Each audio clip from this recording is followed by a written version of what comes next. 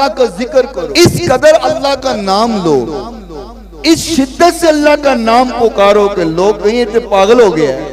ऐसे अल्लाह को याद करो कि लोग कहीं पागल हो गया है, ये कमलों की तरह और ये मजनून की तरह अल्लाह का जिक्र कर रहा है। हमें ऐसी दीवानगी के साथ अल्लाह का जिक्र किया करो कि लोग तुझे पागल समझने लग जाए। ऐसे अल्लाह का जिक्र करो, ऐसे, क्योंकि अल्लाह के जिक्र का असर होता है, अल्लाह के नाम का दिल पर असर होता है। तो अबू अली सीना एक बहुत बड़े फिलासफर गुजरे हैं, स्कूलों में निसाबी किताबों में अबू अली सीना का जिक्र भी किया जाता है।